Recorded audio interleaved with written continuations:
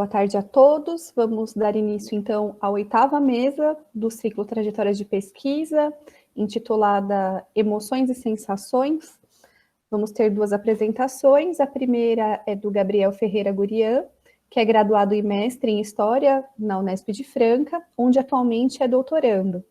Ele é membro do grupo escrito sobre os Novos Mundos, autor de Bebidas e Bebedores no Brasil Holandês, e a sua pesquisa versa sobre alimentação, drogas e bebidas, práticas cotidianas e a presença holandesa no Atlântico Sul. Hoje a sua apresentação é intitulada Caminhos para uma História dos Psicoativos. Muito obrigada, Gabriel, por participar do evento conosco, e a palavra é sua. Boa tarde a todos. Muito obrigado aos professores Suzane e Ana Carolina pelo convite, pelo espaço. Eu sou mais um daqueles que vem aqui manifestar a importância que as outras edições do evento tiveram na minha própria trajetória. Espero que assim também seja para todos que têm nos acompanhado nesses encontros. E apesar das circunstâncias, eu creio que seja bastante positivo que a gente consiga reunir tantas pessoas repetidas vezes, e inclusive alcançar gente que não é da Unesp de Franca. Vou falar um pouco sobre algumas disposições gerais da minha apresentação. A partir do título Caminhos para uma História dos Psicoativos, os caminhos dizem respeito a algumas proposições, algumas exposições de ideias e abordagens para aqueles que se interessarem em fazer histórias dos psicoativos. Então, não é nenhuma pretensão globalizante, nenhuma pretensão de estabelecer moldes, receitas, como já foi dito aqui, isso é muito complicado. Mas também vou aproveitar a ideia dos caminhos para falar um pouco, agora no começo, sobre os caminhos que eu percorri até aqui. A minha apresentação não vai ser guiada diretamente por isso, mas eu vou expor reflexões que são frutos diretos dos trabalhos que eu desenvolvi. Eu acabei estudando alguns momentos distintos, trabalhei com documentos variados, também fiz questões que não necessariamente conversam e denotam a amplitude do que pode ser feito com os psicoativos. Então, no geral, vou trazer algumas reflexões abrangentes que podem servir como possibilidades instigantes e algumas cautelas para se ter em mente aos pesquisadores mais jovens que vão se lançar às pesquisas. Toda a minha trajetória foi orientada pelo professor Jean-Marcel Carvalho França. A minha iniciação científica com ele começou quando eu fui procurá-lo despretensiosamente para falar sobre o meu interesse sobre a literatura ficcional como fonte histórica. O professor Jean sempre sempre demonstrou muita erudição, além dos tópicos da sala de aula. Então, pareceu uma figura que eu pudesse trocar essa ideia, fosse para me orientar a procurar outra pessoa, enfim. Tinha alguns autores em mente do século XIX que me interessavam, e na época ele estava preparando o livro História da Maconha no Brasil.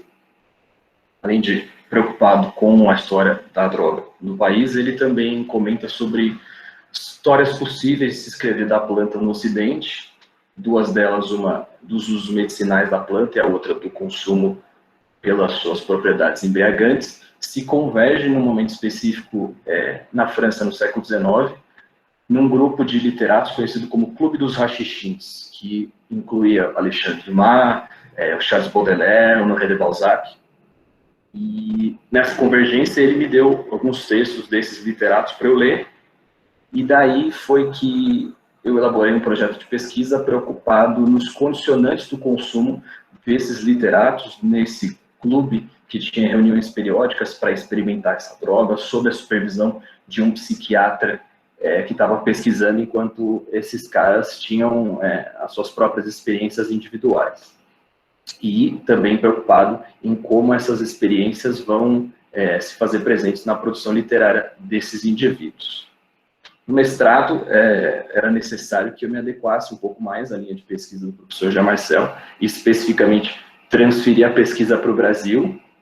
Então, eu fui atrás de documentação com a qual ele já trabalhava, lendo relatos de viajantes desde o século XVI, à procura de alguma substância que pudesse fazer, às vezes, que o haxixe, que também é um cânhamo, né, fez lá para os literatos do século XIX. As bebidas me pareceram um elemento promissor, e pela continuidade das leituras dessa documentação e algumas pistas que a historiografia também me deu, o Brasil holandês me pareceu um recorte bastante apropriado para desenvolver essa pesquisa, pela distinção que a presença do invasor holandês, que por si só é um beberrão com uma reputação nesse sentido, é um momento histórico que legou uma documentação considerável comparado ao resto do período colonial, um período de tempo relativamente restrito. E uma coisa que me chamou a atenção no começo era uma possível contraste entre as visões católica e protestante sobre os hábitos de beber de um ou de outro, e também dos outros personagens que estavam na colônia, os nativos, os escravos africanos, enfim. O doutorado deu continuidade a esse momento. Eu estudo as convivências e as relações entre os holandeses e portugueses em Pernambuco, na Bahia e também em Angola, no mesmo recorte. Então, abandonei aí os psicoativos, mas creio que a minha trajetória até aqui permita algumas considerações interessantes que podem instigar os novos e podem ser algumas coisas interessantes para se ter antes de começar uma pesquisa. Agora eu vou pedir desculpa por ser um pouco menos gentil que os meus colegas, porque agora eu vou ler a minha fala mais detidamente, que eu acho que assim eu consigo transmitir melhor um pouco as ideias. Felizmente, está tudo gravado, pode ser reconsultado depois no YouTube, e também as dúvidas podem ser sanadas quando a gente for discutir isso melhor depois. Então, vou começar aqui falando um pouco sobre o que são os tais psicoativos. Peço licença para passar a leitura. Psicoativos são o que genericamente chamamos de drogas, substâncias naturais ou sintéticas, capazes de mudar os estados de consciência de diferentes maneiras e em diferentes níveis. Como exemplos, é possível citar a maconha, a cocaína, os opioides, o álcool, a cafeína, os ansiolíticos. São caracterizadas, grosso modo, como psicodepressoras, psicoestimulantes ou psicodislépticas, com efeitos alucinógenos. O termo psicoativo, abrangente e livre de algumas polêmicas quanto aos estatutos legais desses elementos, associadas às palavras narcótico, entorpecente, por exemplo, tem sido usado com maior frequência por estudiosos das ciências humanas em constante diálogo com a área da saúde. Por isso, dou preferência a ele.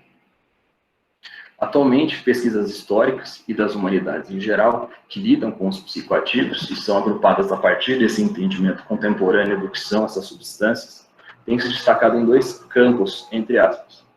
Na história das ciências, da medicina e da saúde, com estudos que contemplam o desenvolvimento e a aplicação de saberes sobre essas drogas em diferentes momentos, atentos às considerações práticas sobre o emprego, frequentemente terapêutico dessas substâncias, em quais contextos, situações e quantidades, preocupadas em como e por que esses entendimentos mudaram em diferentes momentos, como foram sistematizados por diferentes agentes, enfim. E os estudos também têm se desenvolvido no que vem sendo chamado no Brasil de história das ingestões, uma espécie de recorte dentro da história da alimentação. A denominação brasileira é um trocadilho, referente à falta de, ou à má gestão, por parte das autoridades políticas, religiosas, morais, etc., daquilo que se ingere, fazendo referência principalmente às drogas. A ingestão das ingestões. O trocadilho foi divulgado pelo professor Henrique Soares Carneiro, da USP, mas a vertente se insere em uma tendência internacional e que representa um viés militante dos estudos sobre psicoativos, diante do proibicionismo contemporâneo, seus contornos, seus problemas e seus limites, e as ações e políticas públicas dele resultantes. A história da medicina já teve ótimos tratamentos em encontros anteriores, além de abrigar uma série de especificidades. Então, falarei um pouco mais das ingestões.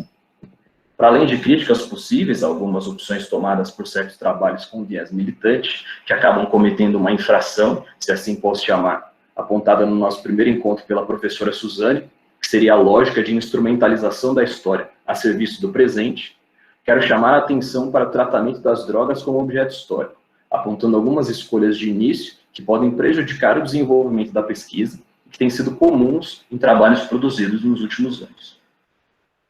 Quando pensamos práticas, objetos e elementos familiares ao presente, mais ou menos consolidados no nosso cotidiano, que possuem versões nas sociedades passadas, é comum que paralelos sejam estabelecidos automaticamente, e muitas vezes algumas motivações para o exercício de tais costumes, o usufruto de tais objetos ou o consumo de tais elementos são partilhadas entre as épocas.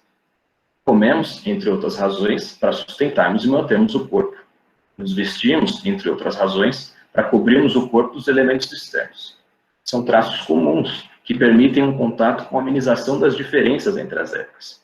Porém, quando tratamos do rol de substâncias que atualmente rotulamos como drogas, ainda que tenham sido conhecidas pelas sociedades humanas por séculos, é preciso maior cuidado. Os modos de compreensão, utilização e valoração desses elementos ao longo do tempo são variadíssimos e, ao contrário do comer e do vestir, não permitem muitas suposições evidentes a priori. De modo que o entendimento contemporâneo dos psicoativos, a partir de suas propriedades inebriantes e do uso motivado por esses efeitos, quando projetado nessas substâncias, nos atos e nos valores que as cercaram em recortes do passado, ofuscam outros papéis que possam ter desempenhado, além de limitar o espectro de perguntas possíveis à documentação da época, limitando também os resultados e a profundidade das reflexões a respeito do objeto e do período. É preciso descolar o objeto da concepção contemporânea que temos dos psicoativos e observar caso a caso, pautados pelo que a documentação específica, circunscrita a determinado recorte, pode nos oferecer. Uma discussão interessante quanto à inadequação da projeção de ideias contemporâneas é sobre o Estatuto das Bebidas Alcoólicas. Um dos ímpetos de dar nome à história das ingestões é separá-la em alguma medida dos estudos sobre a alimentação. Mas o que consistiriam, então, esses estudos sobre a alimentação, o que abarcariam e o que deixariam de fora? E onde entrariam as bebidas? Seriam psicoativos ou alimentos? Elas serviram por muito tempo como substâncias consumidas tanto por suas propriedades embriagantes, quanto por seus valores de nutrimento, que se desenvolveram em práticas e rituais alimentares que conjugavam de maneira naturalizada o comer e o beber. Mas as bebidas serviram também como itens de dietas terapêuticas, como ingredientes no preparo de remédios, como limpantes da água malsã a ser consumida, como catalisadores do trabalho manual e do exercício da guerra entre uma porção de povos e personagens.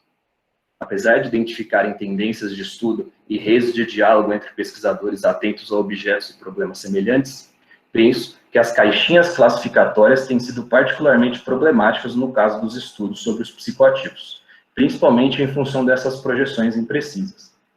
Certamente, um campo de estudos, ainda que organizado pelas noções contemporâneas sobre esses objetos, tem suas vantagens práticas, mas é preciso que esse fator unificador, a classificação que aglutina essas substâncias baseadas em critérios do presente, seja cuidadosamente evidenciada e não influencie os procedimentos de observação dessas drogas no passado, sob o risco de reducionismos, horizontes estreitados ou perguntas sem validade a partir de quesitos que não dizem respeito ao tempo sobre o qual a pesquisa se debruça.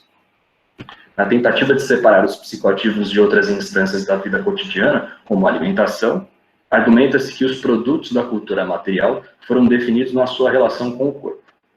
Como já mencionei, os alimentos o nutrem, mantêm e reconstituem, o vestuário e também a moradia abrigam em camadas de proteção e conforto, enquanto o papel das drogas na cultura material da humanidade é menos visível. Mas a questão é que os tais produtos da cultura material não se resumem à sua relação com o corpo e nem sempre são definidos por ela, considerações essas que certamente podem ser estendidas às drogas.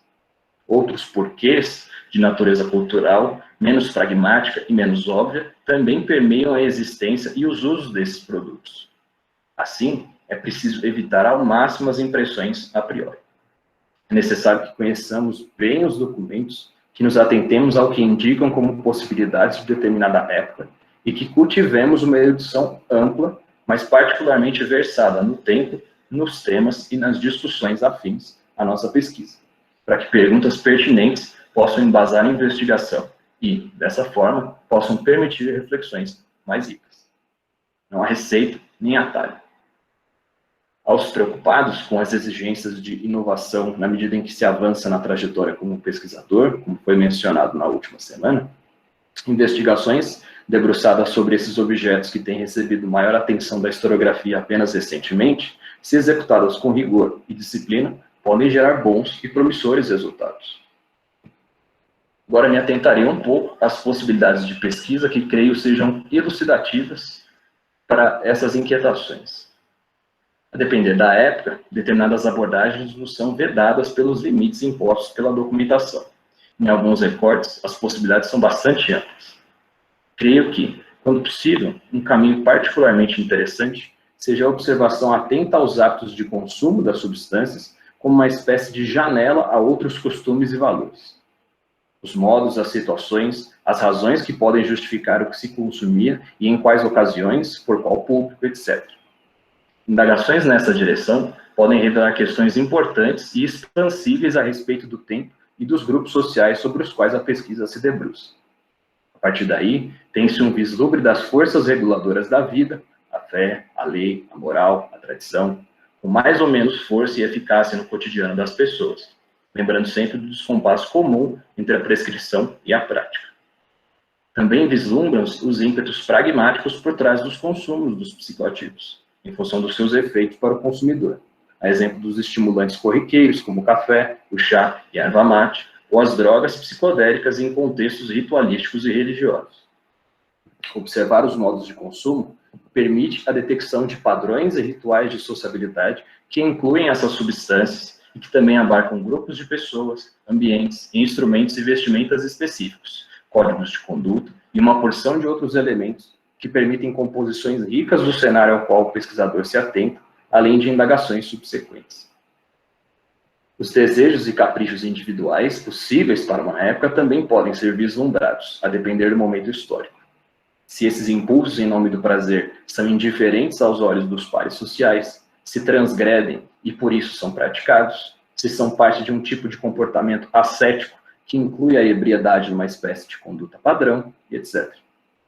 Outra questão é a disponibilidade material de determinado momento e local, que fez com que determinada substância, e não outras, cumprisse papéis de nutrimento, deleite, remediação, instigação da sociabilidade, enfim. Há ainda a dimensão econômica no entorno dessas substâncias, tanto seus próprios valores como mercadoria, quanto as dinâmicas que nos permitem ponderar a respeito da circulação, das trocas, apropriações e transmissões de espécies de plantas, sementes, técnicas de plantio, cultivo, preparo, uso e consumo. Alguns outros exemplos, esses com os quais já trabalhei diretamente, incluem as drogas como substâncias ligadas à distinção social, a exemplo dos tipos de bebidas associados, mas não necessariamente restritos, a grupos sociais específicos no período colonial, como portugueses, holandeses, indígenas ou escravos africanos, ou ainda a cocaína e o ópio no Rio de Janeiro dos anos 1920, época em que ainda se delineavam as proibições legais, por mais que essas substâncias não desfrutassem de plena aceitação social, num período em que muitos moralismos, tidos como ultrapassados e hipócritas, eram criticados. A natureza daquilo que se consome como distinção grupal é uma questão recorrente, mas o local onde esse consumo se dá, o grupo que o acompanha e a quantidade consumida, que poderiam elevar ou degradar o indivíduo aos olhos de seus pares sociais, também podem ser analisados. Outra questão é pensar quais os limites entre o consumo social de uma droga e a toxicomania, a dependência, o vício em termos médicos. A partir daí, os interditos morais e as interpretações oficiais dessas substâncias, em sua época, ficam mais claros. Ainda no Rio dos anos 20, consumir cocaína à moda francesa, nas pensões de Botafogo, da Lapa, era considerado chique. Transgredir era uma manifestação de sofisticação contra o tal moralismo ultrapassado. Mas a linha de degradação era cruzada quando se detectava a dependência, e as elites tinham que internar seus filhos em sanatórios disfarçados de casarões, dando a desculpa de que os mesmos tinham ido passar férias numa fazenda no interior de São Paulo. Já o ópio dos chineses era abertamente condenado, não tinha espaço na sociabilidade da elite, nem tomava parte na transgressão sofisticada. Era um vício a ser ocultado, mas nem por isso menos interessante àqueles mesmos membros da elite econômica e política. Uma associação que pode ser mais familiar é a das drogas com as artes, como catalisadora de reflexões estéticas e ascéticas consumidas por artistas que dedicaram parte de suas obras a comentá-las ou retratá-las. Na mesma linha da distinção social a partir do que se consumia, certamente nem todo psicoativo mereceu louvores. Por vezes, substâncias degradantes, como o próprio ópio, serviram de contraponto a outros psicoativos, expostos com apreciação como vinho, em meio a reflexões acerca da vontade individual e dos limites das possibilidades sensíveis e intelectuais proporcionadas pela ebriedade. Em outros casos, as drogas simplesmente se embrenham na literatura ficcional como elementos, personagens, dispositivos narrativos, mas não menos interessantes. A chamada drug literature, ou literatura tóxica, uma classificação dos estudiosos que não caracteriza propriamente um movimento, mas reconhece uma certa tradição de poetas malditos dedicados a tais reflexões, contempla literatos como Thomas de Quincey, um dos precursores, com suas Confissões de um Comedor de Ópio, de 1821, Charles Baudelaire e seus Paraísos Artificiais, Arthur Rimbaud, Aldous Huxley, Jack Kerouac e a Geração Beat, entre outros. No Brasil, é possível citar João do Rio, Benjamin Costa Lá, Crisantemo, Álvaro Moreira e outros cronistas dos excessos da Belle Époque tropical. Para não deixar de contemplar a questão das sensações, um dos títulos da mesa, também separei algumas colocações. Creio que pensar as substâncias a partir desse ângulo seja um pouco mais complicado, mas não impossível, pelo fato de que a descrição do sentir pode não ser tão comum nem tão profunda. Comentários que elucidam o sentir podem aparecer quando se trata de uma experimentação. Em seus deslocamentos, viajantes, por vezes, entram em contato com novas substâncias e descrevem o que sentem, o que provocam. Mas a riqueza de detalhes varia, assim como a importância atribuída àquela experimentação. Já a figuração literária dos psicoativos, a ponto de serem tratados em termos mais subjetivos, data, com algumas exceções, do século XIX. Mas a partir de então, a dimensão é mais evidente, em paralelo às experiências e pesquisas médicas sobre os efeitos psicológicos de muitas substâncias. Creio ser um recorte em uma direção promissora, ainda que seja pouquíssimo familiarizado. Em conclusão, retomando alguns pontos, creio que seja necessário bastante cuidado ao tratar dos psicoativos como objetos históricos, desvencilhando-os de entendimentos contemporâneos que podem guiar de maneira imprecisa a observação dessas substâncias no passado. É preciso conhecer bem a documentação para formular questões possíveis e pertinentes. O cotidiano e os modos de consumo podem ser bons pontos de partida, quando possíveis, para as primeiras pesquisas, como janelas que podem levar ao desenvolvimento de questões mais complexas sobre os grupos e momentos aos quais a pesquisa se atenta. Por fim, gostaria de compartilhar uma lição que reaprendo constantemente. É preciso sempre estar aberto às possibilidades que se apresentarem. Muitas vezes, o que queremos e o que nos interessa não levam a investigações exequíveis por uma série de questões. Mas creio que, como historiadores, temos uma amplitude de interesses em potencial pelo simples fato de lidarmos com objetos históricos. Os limites podem ser guias para novas possibilidades. O prazer pelo conhecimento, novamente retomando as palavras da professora Suzane, pode ser estimulado de maneiras que ainda não conhecemos se estivermos dispostos a nos atentarmos ao que nos é proposto. Muito obrigado. Muito obrigada, Gabriel. Eu acho que a sua apresentação mostra de uma série de perspectivas e de uma série de ângulos que não são propriamente vinculados por esse interesse que seria no fator da transgressão, que é o que a gente já havia comentado aqui em outros momentos, e eu acho que a sua apresentação abriu aí uma série de possibilidades para quem tem interesse nessa área. Muito obrigada. Vou passar a palavra para Larissa Rodrigues Alves, que é graduada em História pela Unesp de Franca, onde ela atualmente é mestranda do programa de pós-graduação em História. A Larissa é membro do grupo do Laboratório de Estudos sobre o Império Romano, o GLI, da Unesp de Franca. Ela trabalha na área de História Antiga, com ênfase em Antiguidade Tardia, e hoje a sua apresentação é intitulada Por uma História das Emoções, Vínculos de Amizade no século IV. Muito obrigada, Larissa, por estar aqui conosco, e a palavra é sua. Boa tarde. Eu vou fazer uma apresentação aqui de slides, eu vou pedir só para vocês confirmarem por mim, por áudio, se vocês conseguem ver. Bom, em primeiro lugar, eu gostaria de agradecer a oportunidade de estar aqui. É um prazer participar desse evento e poder apresentar no Trajetórias de Pesquisa. Eu vou começar a cronometrar a minha apresentação para não passar do tempo estipulado. Bom, meu nome é Larissa, eu sou orientanda de mestrado da professora doutora Margarida Maria de Carvalho. Desde o mês de agosto eu sou bolsista CAPES. E para falar sobre a minha pesquisa do mestrado para vocês, eu preciso trazer algumas informações da minha iniciação científica, porque são temáticas interligadas e ao longo da apresentação vocês vão entender um pouco melhor isso. Na minha iniciação científica, eu utilizei como documentação 48 de 73 epístolas de Juliano, escritas tanto como César quanto como imperador. Agora, no mestrado, eu não abandono o estudo que eu fiz dessas epístolas, mas eu incluo 4 discursos, um escrito enquanto César, que é a consolação a si mesmo sobre a partida do excelente Salúcio, e 3 discursos escritos enquanto imperador, Hino a Hélios Rei, Hino à Mãe dos Deuses e Carta para Temístio Filósofo. Eu utilizo 3 edições diferentes, que é a edição em francês e grego, da Le Belles Lettres, tem a edição em inglês e grego, da Loeb, e tem uma edição em espanhol, da Gredos. Eu acho que os meninos não trouxeram para vocês no outro dia, que o pessoal falou de história antiga, mas esse daqui é um dos modelos que a gente trabalha, dessas documentações. Vocês vão poder ver que aqui, do lado esquerdo, tem o texto em grego, e aqui do lado direito tem a tradução em inglês. Essa daqui é uma edição da Loeb. As edições da Le Belles Lettres, elas seguem o mesmo modelo, o texto em grego do lado esquerdo e o texto em francês do lado direito. Bom, a hipótese da minha iniciação científica era de que o conceito de amizade de Juliano é híbrido e que ele se diferencia dos demais conceitos de amizade e redes de sociabilidades estudados até então, referentes ao século IV.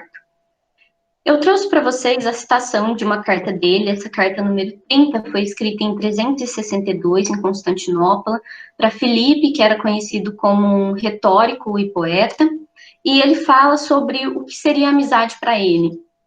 Então eu cito: não, a amizade genuína é produzida, antes de tudo, pela semelhança de disposição. Mas um segundo tipo é quando alguém sente verdadeira e não falsa admiração, e um homem benevolente, moderado e virtuoso é apreciado por alguém que é superior em fortuna e inteligência.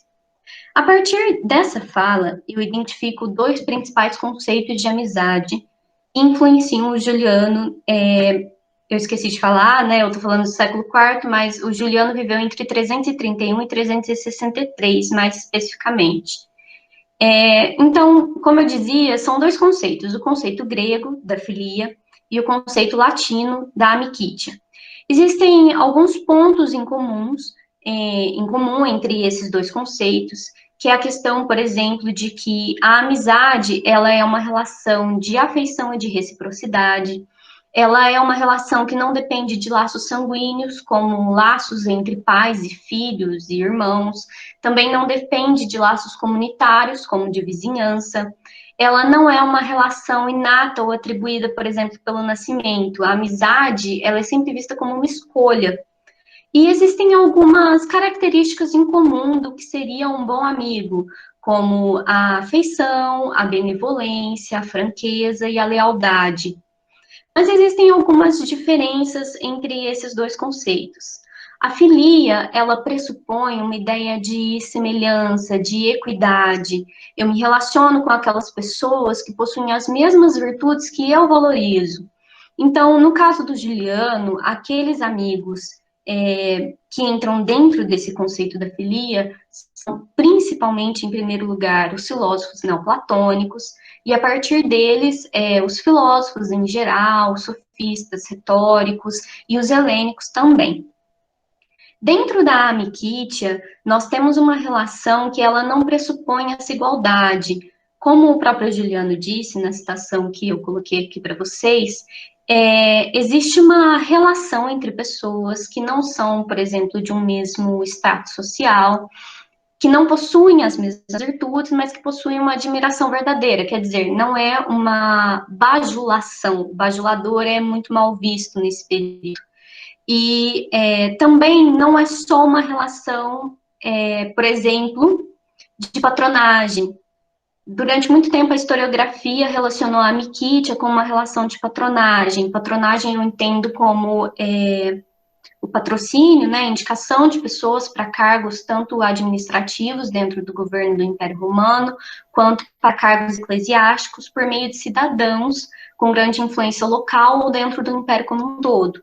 Então, hoje nós entendemos que a miquítia, ela é uma relação afetiva e que ela não se baseia nas possíveis vantagens que um indivíduo pudesse adquirir dessa relação. Duas obras foram fundamentais para eu entender esses conceitos. O Friendship in the Classical World, do David Constant, que foi lançado em 1997, e o Reading Roman Friendship, do Craig Williams, esse livro é de 2012. A hipótese do meu mestrado é que as relações de amizade do Juliano sofreram mudanças com o passar dos anos, com maior número de vínculos relacionados à filia do que à miquítia no final de seu governo como imperador. Isso teria se dado devido ao seu aprofundamento nos estudos neoplatônicos da corrente de Jâmblico, nas suas iniciações aos mistérios orientais, isso tudo associado à paideia, que era a educação que ele havia recebido, e isso se refletia na maneira como ele governava, na sua concepção de Basileia, do que era ser um bom governante. Como eu disse, alguns pontos são fundamentais para poder estudar o Juliano.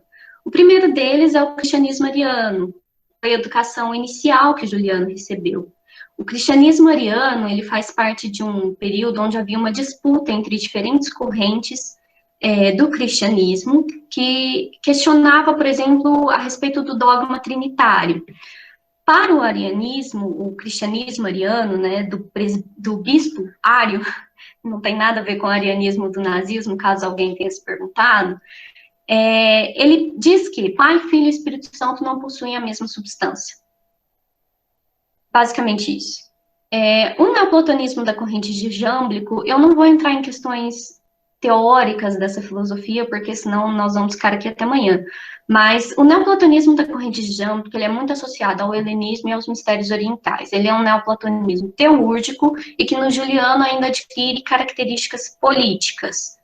Esses mistérios orientais eram principalmente os mistérios de Mitra, os mistérios de Eleusis e os oráculos caldeus, por exemplo.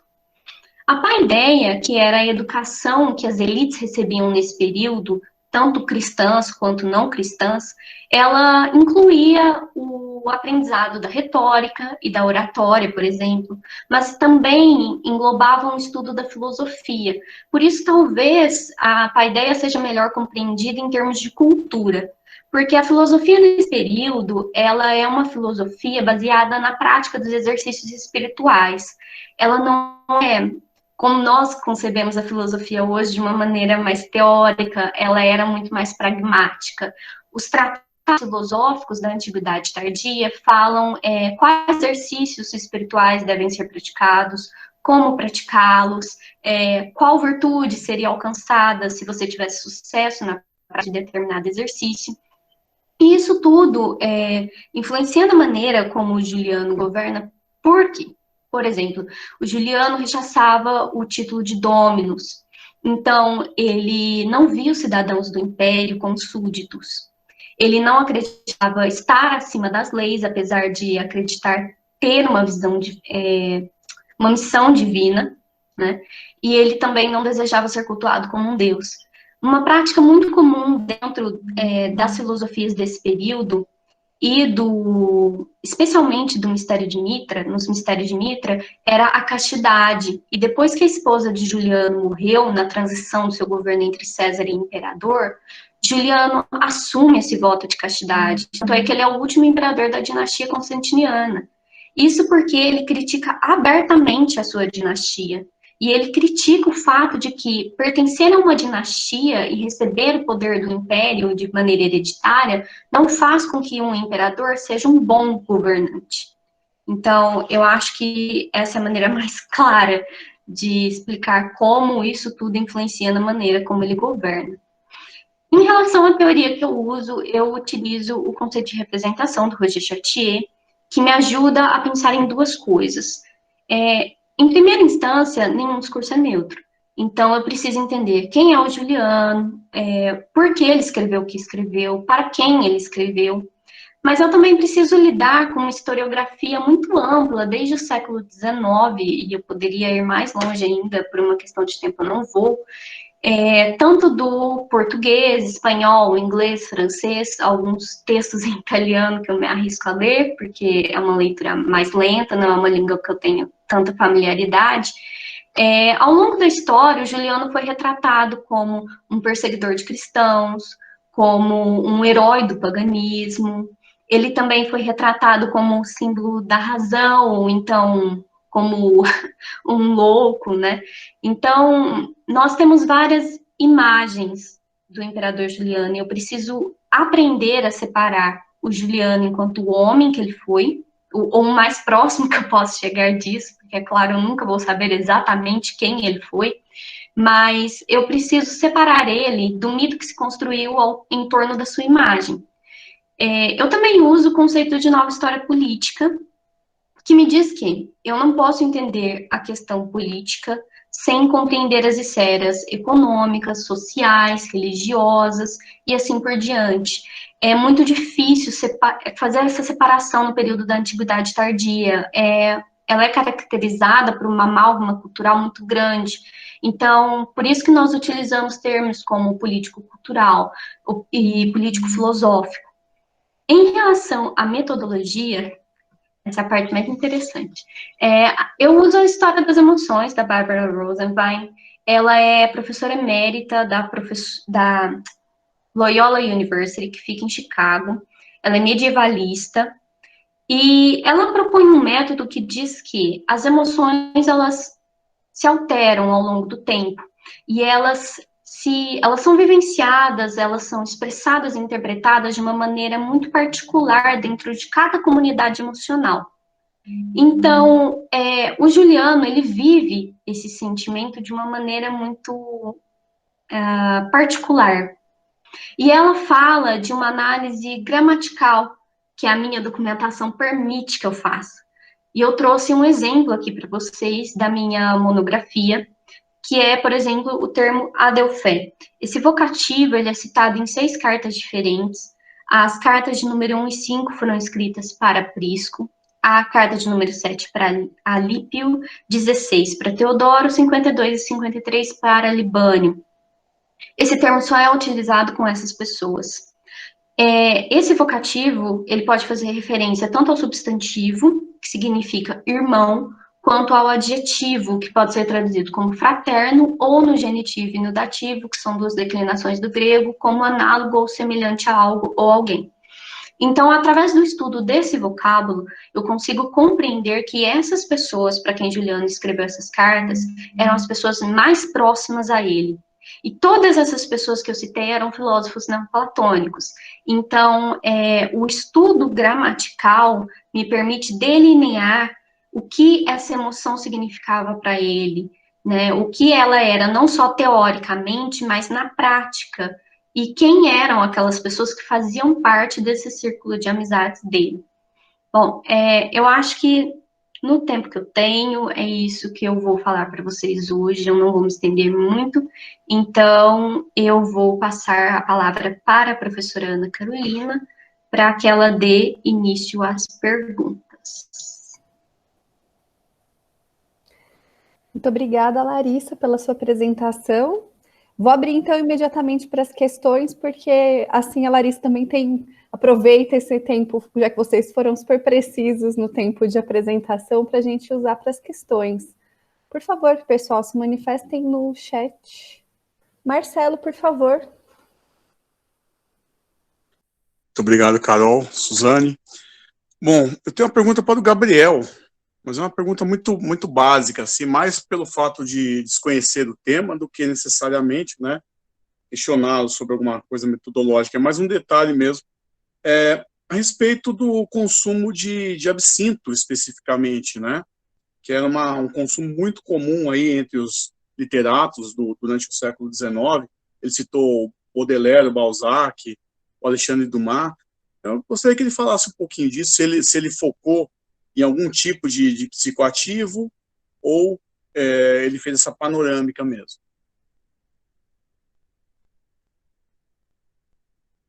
Ficou clara a pergunta? Sim.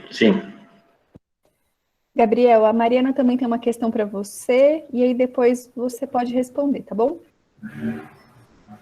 Beleza. Eu queria só perguntar, Gabriel, você falou em um momento, no finalzinho da sua fala, sobre como estudar as sensações dos psicoativos. Aí eu fiquei curiosa se você se preocupa com essa ideia, se as fontes te trazem quais eram as sensações propriamente, né, desses psicoativos, ou se você vai se dedicar na sua tese para pensar isso, porque de fato é mais difícil mapear, né? Eu acredito que sejam muito diversas. Mas enfim, é mais uma curiosidade se você encontra isso nas fontes e se você se preocupa na escrita em pensar, sei lá, um capítulo para pensar as sensações descritas, né, desses psicoativos. É isto.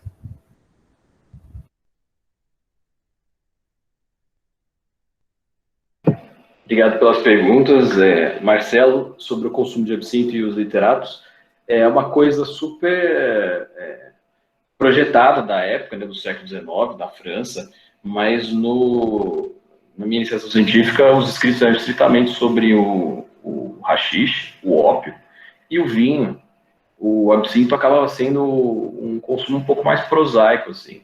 Ele vai acabar sendo um problema, porque ele migra de medicamento, inclusive a época do século XIX é quando você vê uma série de substâncias que são medicamentos migrarem para o consumo recreativo, e ele sai desse repertório dos boticários, começa a ser consumido de uma maneira bastante ritualizada, com uma certa pompa, mas depois ele entra no repertório das tabernas, dos botiquins, das pessoas degradadas.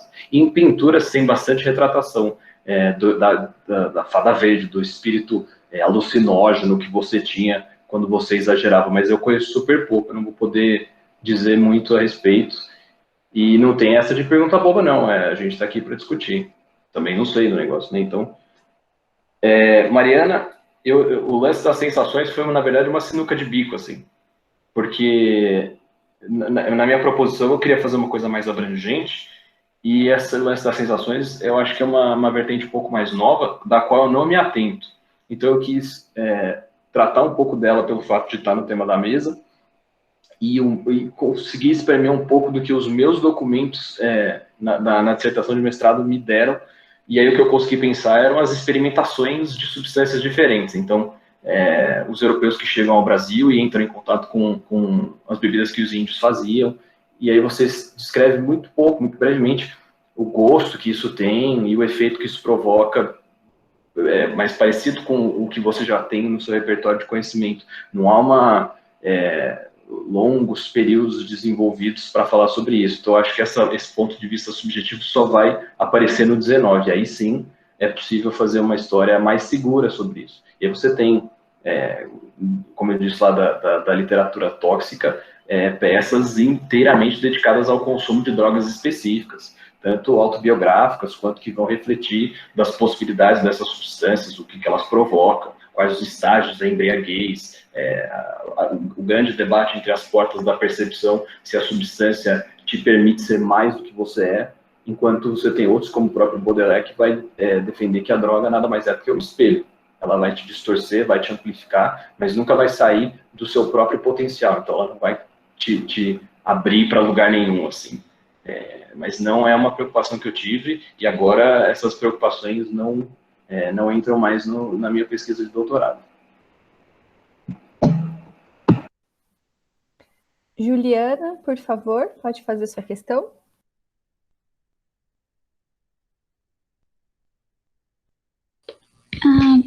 Oi, Larissa, você me escuta?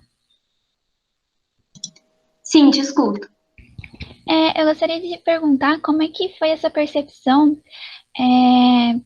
para sentir essa diferença no Juliano em relação tanto quando ele começou a seguir mais pela filia do que pela amitite. E em que momento ele prezou mais por essa amizade a partir da admiração? Não sei se eu consegui explicar direito. Carol, se eu puder perguntar também, que é ligado ao que a Juliana perguntou. Por favor, Suzane. Pode ser? Eu queria, né, primeiro, parabenizar duas apresentações muito sólidas, muito interessantes também, as pesquisas. Eu vou só inverter, então, eu tenho uma pergunta para o Gabriel, mas vou fazer primeiro para a Larissa, porque está ligado ao que a Juliana perguntou também. Eu achei interessante, e é uma preocupação que eu tenho tido já há bastante tempo, sobre o papel dos conceitos na história. E eu vi na apresentação da apresentação muito clara da Larissa, que você parte, né, dos dois conceitos, do conceito grego e do conceito romano, e eu queria saber qual é o peso desses antecedentes efetivamente na sua interrogação do Juliano. E aí, se você puder falar um pouquinho em que medida esses conceitos conduzem, essas definições, elas conduzem a sua pesquisa. E para o Gabriel, também parabenizando a apresentação muito clara. Eu achei interessante, Gabriel, que você fez um destaque que eu tinha percebido também na apresentação da Mariane, que é uma questão que para nós do grupo Escritos é bastante importante, que é o que você falou em descompasso entre as prescrições e as práticas, e nós sabemos efetivamente que há esse descompasso, mas a questão é como mensurar esse descompasso efetivamente na pesquisa, ou como você pretende resolver essa questão na sua pesquisa especificamente. Obrigada mais uma vez. Bom, eu vou responder primeiro a Juliana, então, como essa alteração ela é perceptível, né? Bom, vamos lá. Ela é perceptível, por exemplo, quando eu vejo que há um maior número de filósofos, de sofistas e de retóricos para os quais o Juliano se dirige a partir do momento em que ele é imperador. Enquanto ele é César, a apostasia dele ainda não é pública.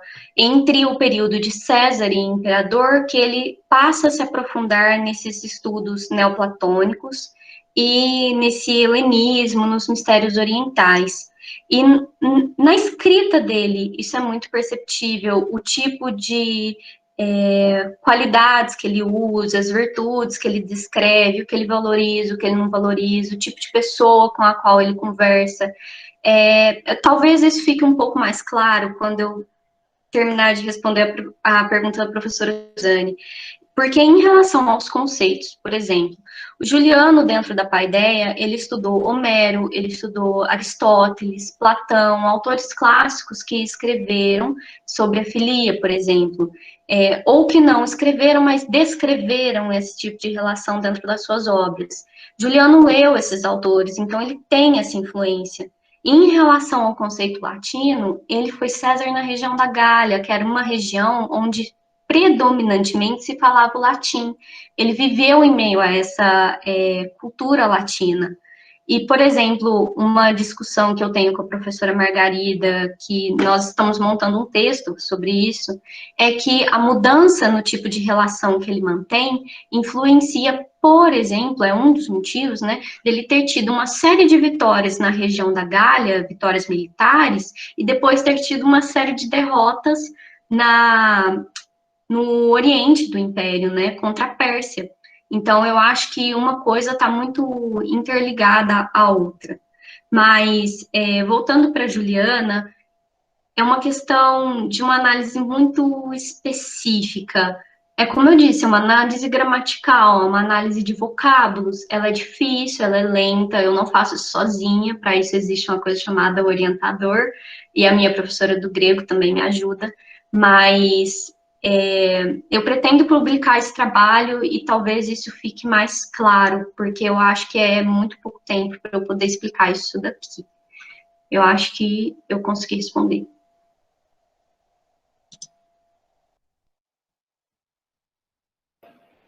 Oi, Suzane, muito obrigado pela pergunta.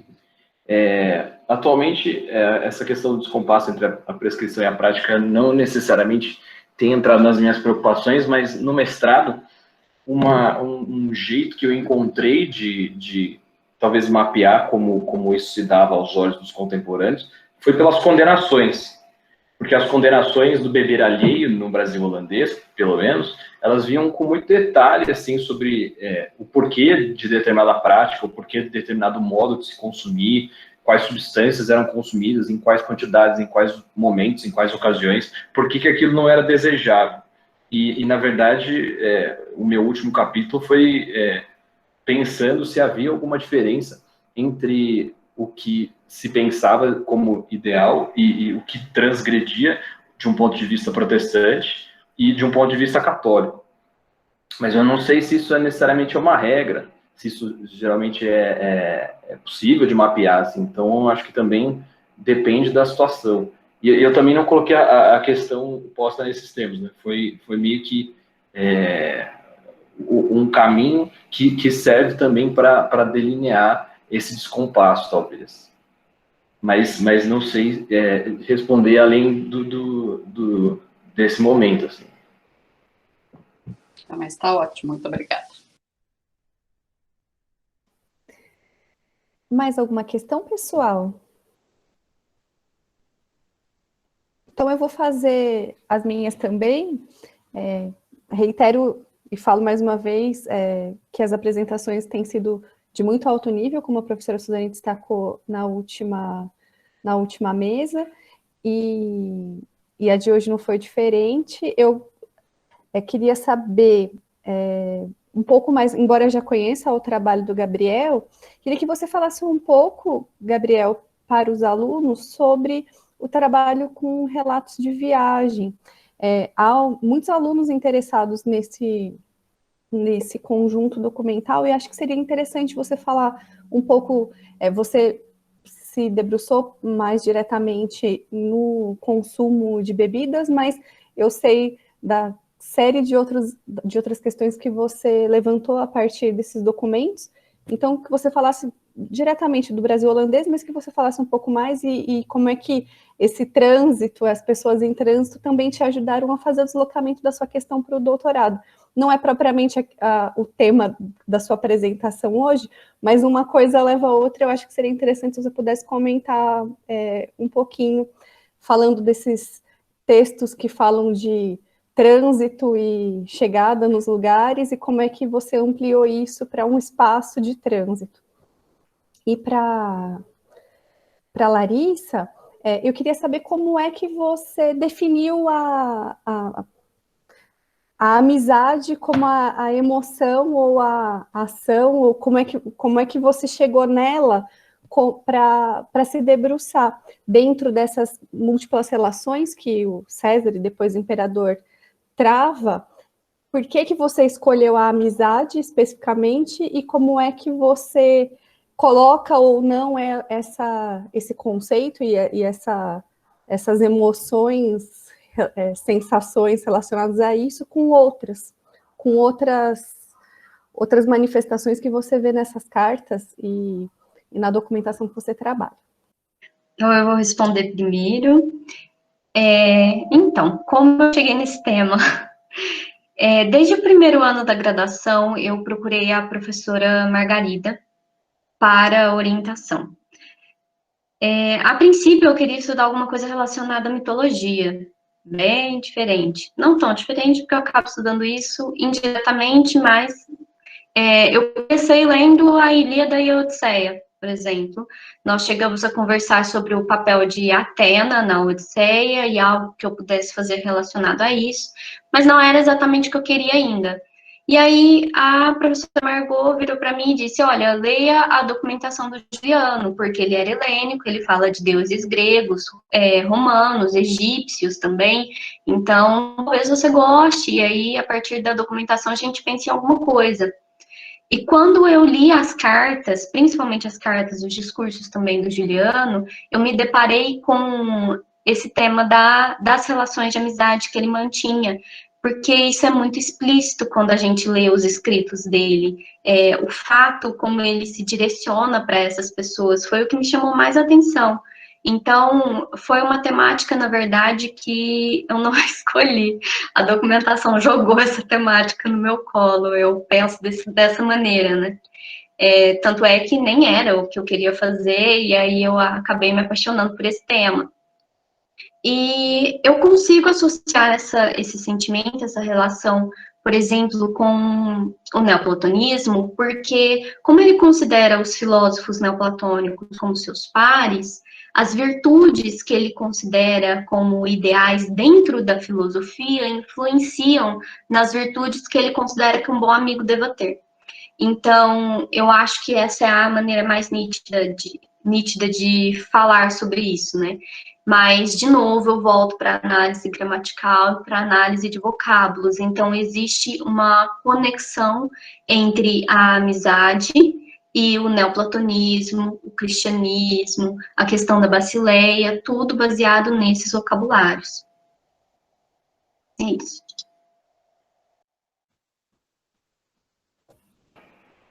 Obrigado pela pergunta, Carol. Eu vou aqui, então, tentar fazer uma recomposição minha experiência com os relatos de viagem e tentar levantar algumas questões, então. Como eu disse, da transição da graduação para o mestrado, eu me joguei nos relatos de viagem porque são um tipo de documentação consagrada que é bastante rica nas informações que esses estrangeiros observam aqui, desde um ponto de vista etnográfico até um ponto de vista da vida material, dos costumes, dão evidência para questões que missionários e colonos às vezes já não têm a mesma preocupação, enfim. E mesmo dentro dos relatos de viagem, você tem perfis diferentes dessas pessoas que se deslocam com preocupações diferentes, com erudição, com formação diferentes, que vão interpretar e registrar as coisas de outras maneiras. Mas, no geral, né, há bastante repetição. Mas, desde o começo, o fato das pessoas passarem por muitos pontos e você ver que esses pontos têm uma ligação ficou muito evidente, porque eu estava lendo relatos de viagem sobre o Rio de Janeiro e muitos faziam referência a passagens por Pernambuco. E, às vezes, o trecho sobre o Rio de Janeiro era super curto, então eu fui ver textos que falavam sobre Pernambuco, e foi aí que eu fui chegando no tal do Brasil holandês, e aí no Brasil holandês a documentação tem os seus viajeiros, mas tem muito mais coisa. E para pensar esse espaço de trânsito do Atlântico, ficou muito evidente a partir das operações desses invasores holandeses em relação ao Império Ibérico, o Atlântico Ibérico, no contexto da União Dinástica entre Portugal e Espanha.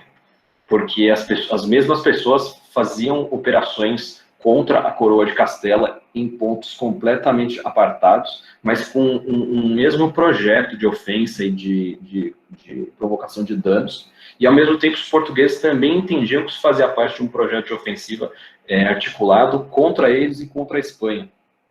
E, além de toda a questão do Atlântico Sul e da articulação entre o Brasil e Angola, da produção açucareira, do fornecimento de mão de obra escrava, entender que Angola ocupada e Pernambuco ocupado também obedeciam a uma mesma lógica, era entendido pelos coetâneos como cenários de uma mesma contenda que era povoada pelos mesmos agentes, foi a maneira quase orgânica assim, de articular esses dois espaços, esses dois pontos de um mesmo espaço marítimo, na verdade.